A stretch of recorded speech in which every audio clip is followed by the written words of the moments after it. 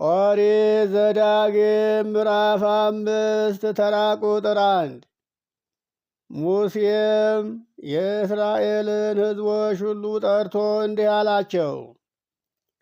እስራኤል ሆይ አለ፣ እንዲትማሩትና እንዲታውቁት በሥራም እንዲጠብቁት ዛሬ በጆሮአችሁ የምነግራችሁን ሥርዓትና ፍርድ ይህንን ስሙ አለ። ተራ ቁጥር 2 አምላካችን እግዚአብሔር በኮሬብ ተራራ ከእኛ ጋር ቃል ኪዳን አደረገ አለ። ተራ ቁጥር 3 እግዚአብሔር ዛሬ በዚህ በሕይወት ካለነው ከእኛ ከሁላችን ጋር እንጂ ከአባቶቻችን ጋር ይህን ቃል ኪዳን አላደረገም አለ። ተራ ቁጥር 4 በተራራው ላይ በእሳት ውስጥ ሆኖ እግዚአብሔር ፊት ለፊት ተናገራችሁ። ተራ ቁጥር 5 እኔ የእግዚአብሔርን ቃል ነግራችሁ ዘንድ በዚያን ጊዜ በእግዚአብሔርና በእናንተ መካከል ቁሜ ነበር። እናንተም በእሳቱ ምክንያት ፈርታችኋልና ወደ ተራራውም አልወጣችሁምና እርሱ እንዲህ አለ። ይህንን አሁን የምትሰሙትን ቃል ኦሪት ዘጸአት ምዕራፍ 19 ሙሉውን እንድታነቡት ነው የምነግራችሁ። ታሪኩ ያለቀው እዛ ላይ ነው። እግዚአብሔር በሲና ተራራ ላይ ተገልጦ ከሙሴ ጋር ሲነጋገር ተራራው ከላይ እስከ ታች በእሳት እየነደደ በጭጋግ በጭስ በጨለማ ተሸፍኖ ነበር። ሙሴና እግዚአብሔር ግን በተራራው ውስጥ በእሳቱ መካከል ይነጋገሩ ነበረ። ትእዛዙን ለሙሴ ሲነግረው በጆሮአቸው ሰምተዋል፣ በዓይናቸው ግን አላዩትም። ተራ ቁጥር 6 ከግብፅ ምድር ከባርነት ቤት ያወጣሁህ እግዚአብሔር አምላክህ እኔ ነኝ አለ። ይህንን ቃል ሰምተዋል እንዲህ ሲናገረው። ተራ ቁጥር 7 ከእኔ በቀር ሌላ አምላክ የለምና አማልክትን እንዳታመልክ አለ። ተራ ቁጥር 8 በላይ በሰማይ ካለው በታችም በምድር ካለው ከምድርም በታች በውሃ ውስጥ ካለው ነገር የማንኛውንም ቅርጽ ምሳሌ የተቀረጸውንም ምስል ለአንተ እንዳታደርግ አለ። ተራ ቁጥር 9ና 10 በሚጠሉኝ ሰዎች እስከ 3ኛና እስከ 4ኛ ትውልድ ድረስ የአባቶችን ኃጢአት በልጆች ላይ የማመጣ እኔ ነኝ። ለሚወዱኝም ትእዛዜንም ለሚጠብቁ እስከ 1000 ትውልድ ድረስ ምሕረትን የማደርግ እኔ እግዚአብሔር አምላክህ ቀናተኛ አምላክ ነኝና እንዳትሰግድላቸው እንዳታመልካቸው አለ። ጠላቶቼ የሆኑትን ሰዎች እስከ 4ና እስከ 3 ትውልድ ድረስ የአባቶችን ቁጣ በልጆች ላይ አመጣለሁ። ለሚወዱኝ ግን ለሚታዘዙኝ እስከ 1000 ትውልድ ድረስ ስለ አባቶቻቸው ብዬ ጠብቃቸዋለሁ ነው የሚለው። እንግዲህ በዚህ ዓለም የአባት ዕዳ ለልጅ የልጅም ዕዳ ለአባት ይተርፋል። በላይኛው በሰማይ ግን ሰው የሚጠየቀው በራሱ ሥራ ነው እንጂ በእናት በአባቱ ወይም በልጁ ዕዳ አይመረመርም። በሰማይ በሠራው ሥራ ጽድቅም ሆነ ከሆነ ራሱን ያጸድቃል፣ ኃጢአትም ከሆነ ራሱን ይጎዳል። በምድር ግን የእናት አባት ዕዳ ለልጅ ይተርፋል። ለዚህ ነው ዛሬ ሁላችንም በእግዚአብሔር ቁጣ ውስጥ ሆነን በመከራ እየተጨነቅን የምንገኘው። ተራ ቁጥር 11 የእግዚአብሔርን የአምላክህን ስም በከንቱ አትጥራ፣ እግዚአብሔር ስሙን በከንቱ የሚጠሩትን ከበደል አያነጻምና። ተራ ቁጥር 12 እግዚአብሔር አምላክ እንዳዘዝህ የሰንበትን ቀን አክብር፣ ሰንበትን ቀድስ፣ ጠብቅ። ሰንበትን ያከበረው እግዚአብሔር አምላክ ነውና። ይህንንም ኃይለ ቃል በኦሪት ዘጸአት ምዕራፍ 20 ላይ ያለውን እንመልከት። በአጠቃላይ ሕጎቹ 9ኙ ትእዛዛት እዛ ነው ያሉት። ሰንበትን እኔ ያከበርኩትን ሰንበትን ቀድሰው ይላል እግዚአብሔር።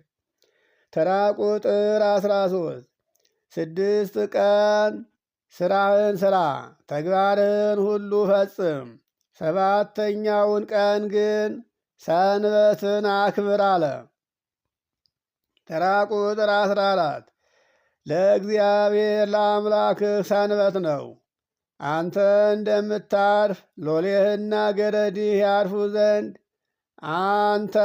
አንተም ወንድ ልጅህም ሴት ልጅህም ሎሌህም ገረድህም በሬህም አህያህም ከብትህም ሁሉ በደጅ ውስጥ ያለ እንግዳ መጻተኛ ሥራ ሁሉ በእርሱ ምንም ሥራ እንዳሰሩበት አለ። በሰንበት ቀን ዕቃህን ሰንበትን ለማያከብር ሰው አታውስ።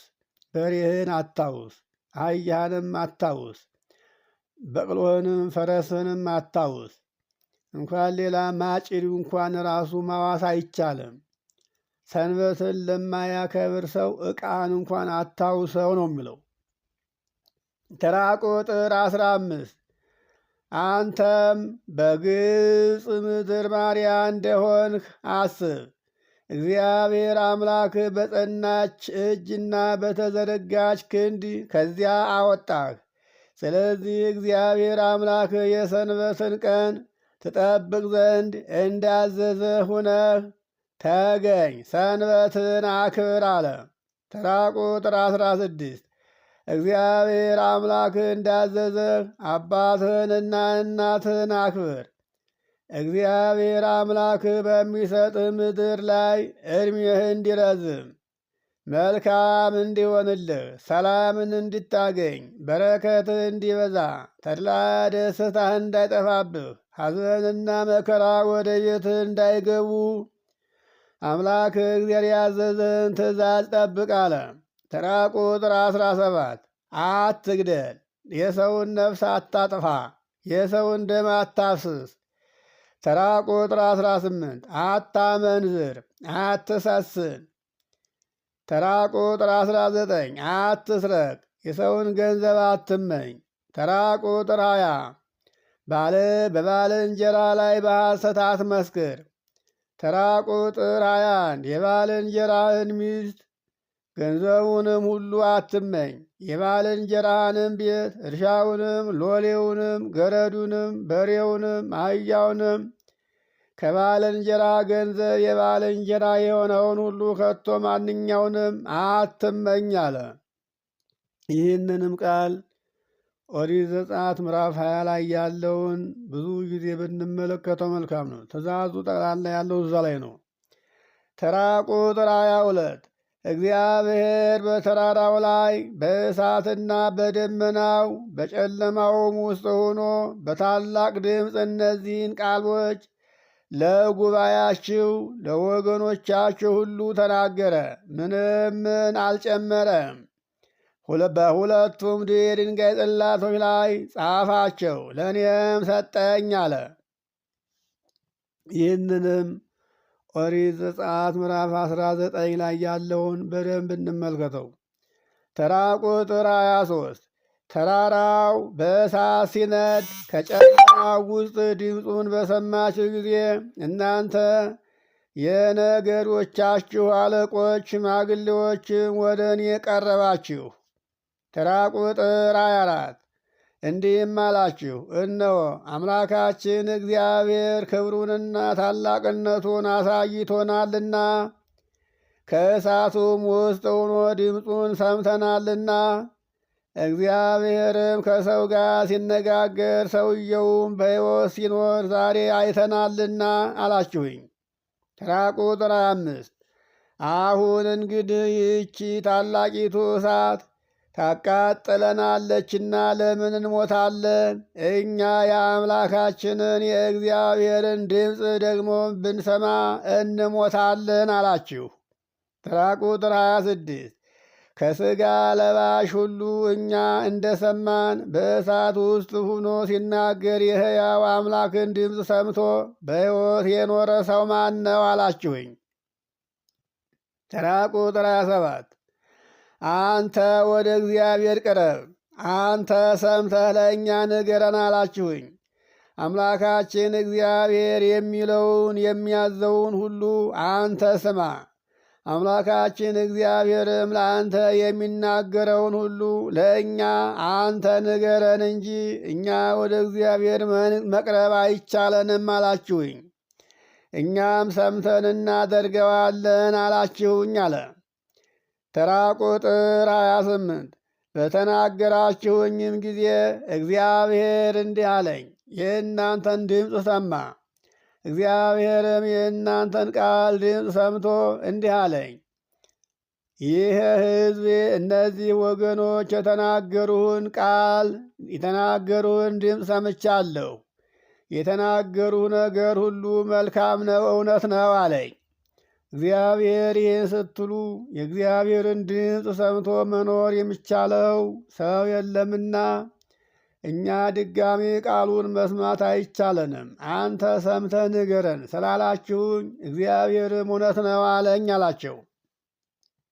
ተራ ቁጥር 29 ለእነርሱ ለዘላለም ለልጆቻቸው መልካም ይሆንላቸው ዘንድ እንዲፈሩኝ እንዲያከብሩኝ ሁልጊዜም ትእዛዜን ሁሉ እንዲጠብቁ እንዲህ ያለ ልብ ምነው በሆነላቸው። እንዲህ ያለ ልባቸው ዛሬ እንዲህ የሆነ ሁልጊዜም ልባቸው ምነው እንዲህ እኔን ፈርቶ የሚኖር በሆነ አላቸው። ተራ ቁጥር 30 እንግዲህ ሂደህ ወደ ድንኳናችሁ ተመለሱ በላቸው አለኝ።